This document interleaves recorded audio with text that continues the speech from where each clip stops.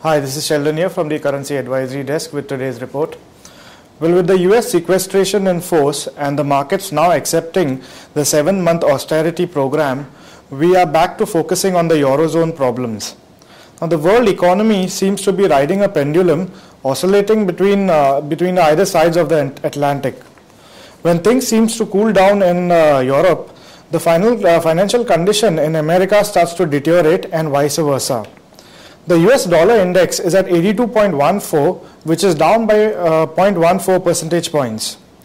Looking back home, with the dust finally settling down on the union budget, the concerns about DTA or the direct tax agreement seems to have been addressed by the finance minister.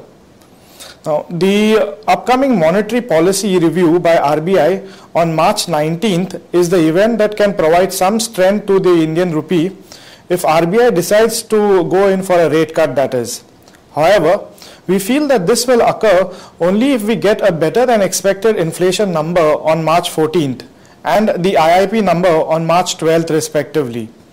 Now, the chances of which seem pretty slim.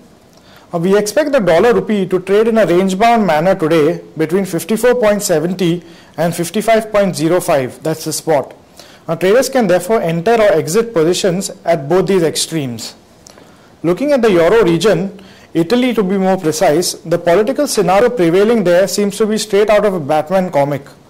If I substitute the characters, I can get a very simple understanding of what's happening there. The Joker, or Mr. Beppe Grillo, the ex-comedian turned politician whose 5-star movement has won the majority of votes in the recently concluded elections, is holding Gotham City, or to put it Italy, to ransom by not providing a vote of confidence to any government of established parties. Hence, Italy and the Euro have to bear the cost of this political deformation. To add to its woes, the recent numbers coming out from the Eurozone do not look too convincing either. Now, we have a whole set of service PMI data to be released today. Along with the ongoing economic and financial council meetings and the meetings that are happening with the Eurogroup ministers, these numbers could have a strong bearing on the direction of the euro dollar, which is currently holding up at 1.3038 levels. We expect the euro to weaken against the dollar to around 1.29 to 1.2850 levels. In rupee terms, traders can go long in the euro-rupee pair at around 71.30 levels. We also have the British Services PMI today. The pound has moved up to 1.5121 against the US dollar.